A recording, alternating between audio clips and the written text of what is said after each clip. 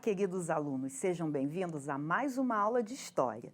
Eu sou a professora Bárbara Lisboa, estou com cabelo curto loiro, vestindo uma blusa branca e preta, e o tema da nossa aula de hoje é Revoltas Anticoloniais no Brasil.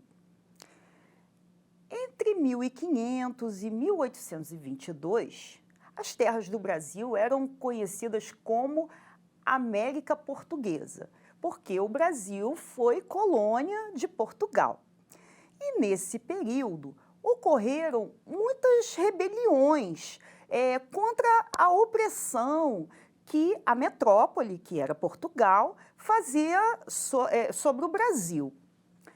Nesse período, foi muito comum contestarem algumas cobranças de impostos, e nesse contexto surgiram rebeliões como a Revolta de Beckman, a Guerra dos Emboabas e também uma revolta em Vila Rica. Mas nenhuma dessas revoltas tinham como objetivo a independência da colônia. Elas queriam uma maior flexibilidade econômica e que os colonos tivessem uma maior liberdade. Mas com o aumento da opressão da metrópole sobre a colônia, por conta da crise do sistema mercantilista, ocorreram revoltas anticoloniais, ou seja, que desejavam o fim do pacto colonial e a independência. Foi o caso da Inconfidência Mineira, em 1789, e a Conjuração Baiana, em 1798, que são os temas que nós vamos estudar na aula de hoje. Começando pela Inconfidência Mineira, ou também chamada Conjuração Mineira, nós precisamos entender um pouco o contexto dessa revolta. Ela ocorreu na região de Vila Rica, onde é atual o estado de Minas Gerais. E a situação dessa região era de que haviam sido descobertas jazidas de ouro e começou a atrair uma série de pessoas para essa região. Logo, com essas descobertas, no início do século XVIII, em 1702, foi criada a Intendência das Minas, que era uma instituição que tinha o objetivo de controlar e fiscalizar essa região e a extração do ouro.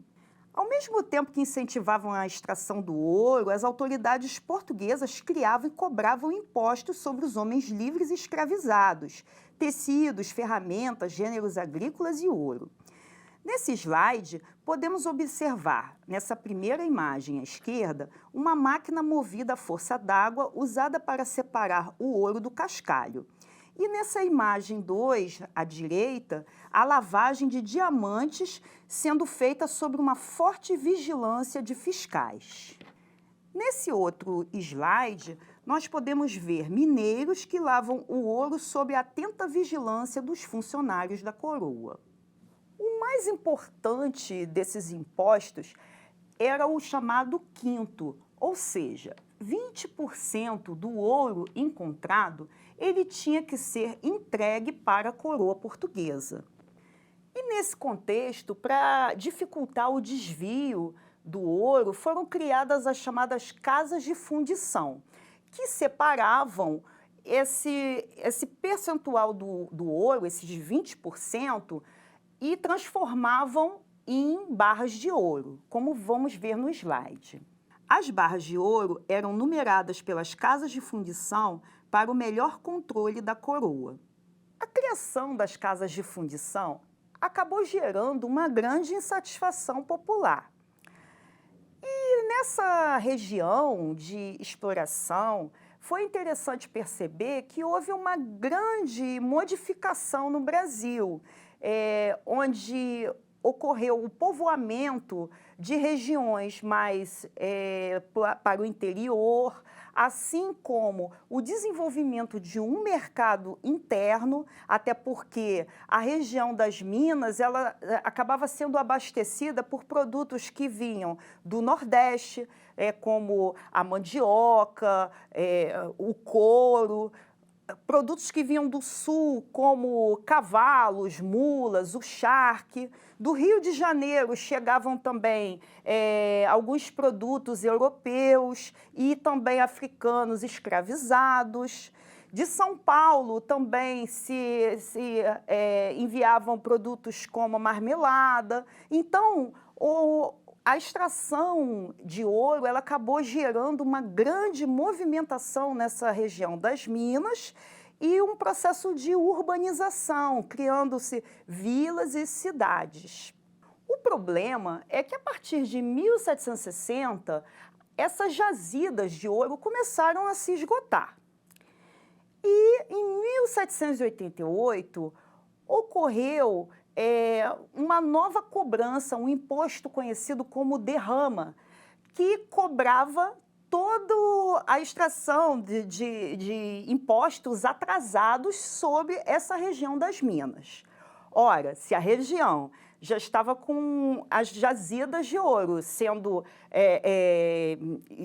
esgotadas, vocês imaginem quando a coroa portuguesa resolve cobrar esses impostos atrasados.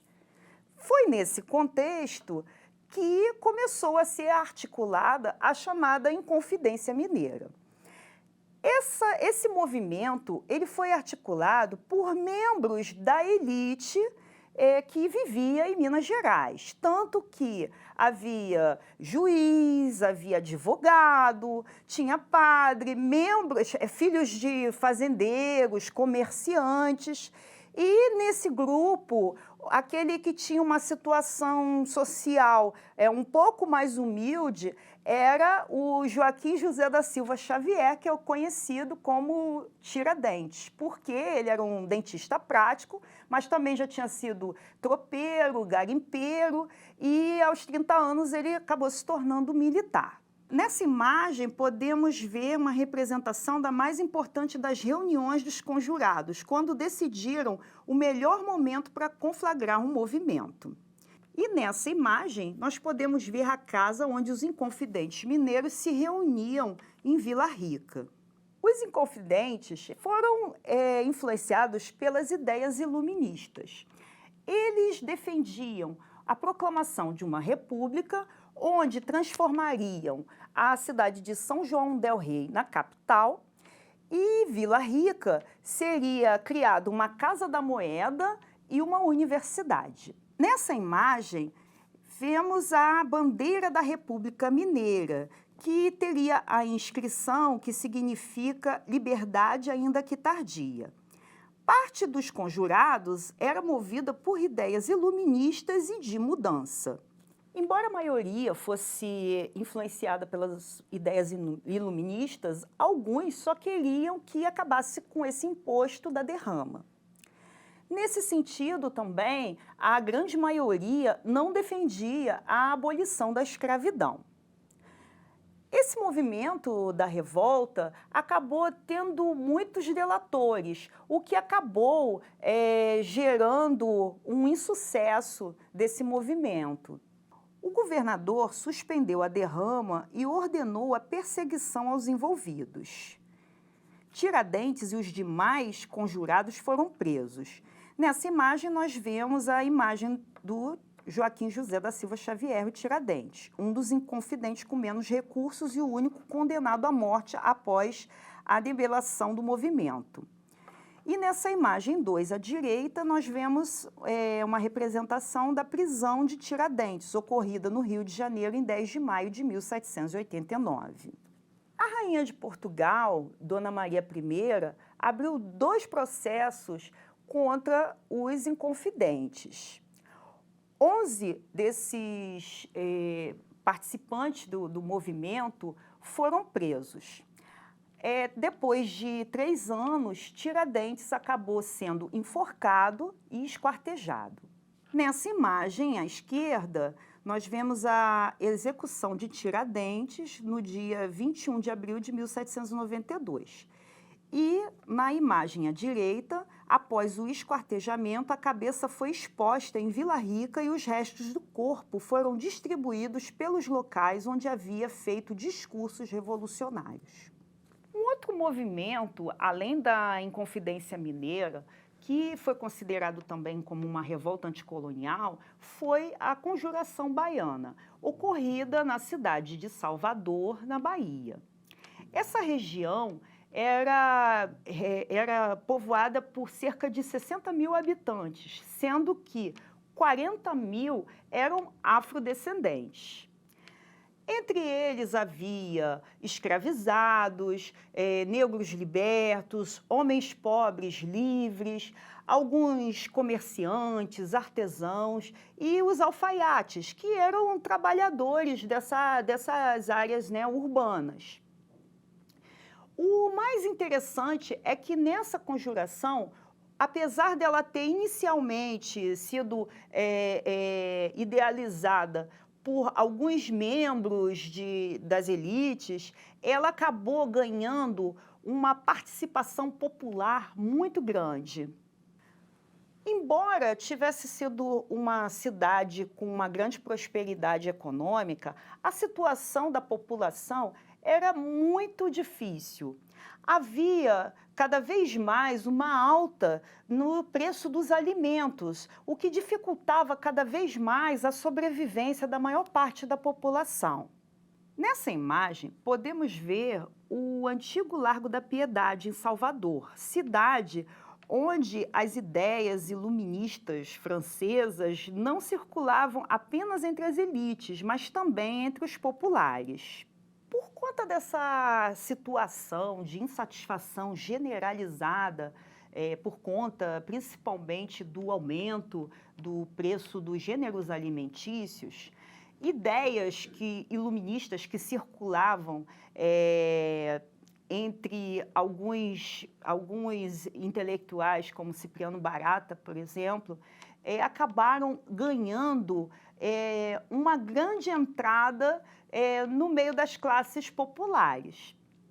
Nesse contexto, foi articulado a chamada Conjuração Baiana, onde foram afixados vários panfletos com ideias iluministas, o que acabou gerando uma grande preocupação por parte não só das elites, mas também por parte da coroa portuguesa. Nesses panfletos vinha escrito a seguinte frase: o povo baiense e republicano ordena, manda e quer que para o futuro seja feito a sua digníssima revolução. Essas palavras, influenciadas pelas ideias iluministas, pela Revolução Francesa, independência americana e também o levante que ocorreu no Haiti. Então, havia um medo muito grande dessas elites, né, que ocorresse uma grande rebelião. Dezenas de rebeldes foram presos e condenados à morte 4 líderes da rebelião. Nessa primeira imagem, nós podemos ver o enforcamento de líderes da Conjuração Baiana no Largo da Piedade, em Salvador, em 1799. E na imagem à direita, todos os 4 líderes condenados à forca, que eram negros. Agora, vamos recapitular nossa aula? A Inconfidência Mineira ocorreu em Vila Rica, Minas Gerais, e teve a participação da elite que buscava ascensão social. Entre essa elite, formada pela aristocracia, classe média, militares e religiosos.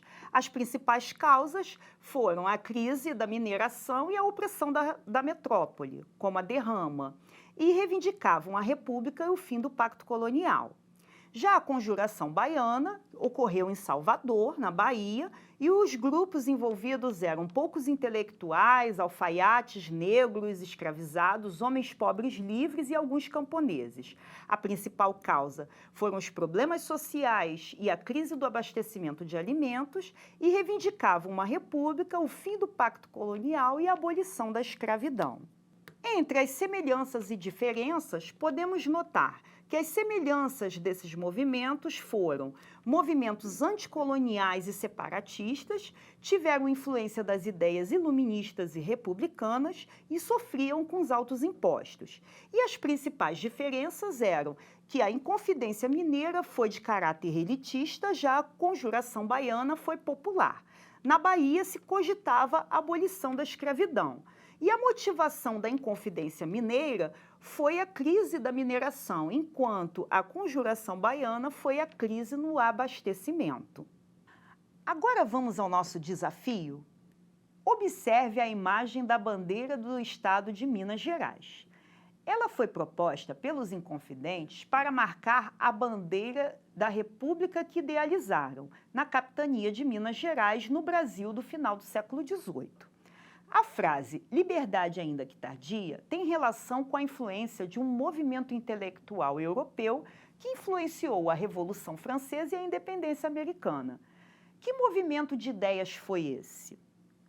Nossa videoaula vai ficando por aqui. Não deixem de acessar o nosso material Rio Educa com auxílio do seu professor ou da sua professora. Até a nossa próxima aula e tchau!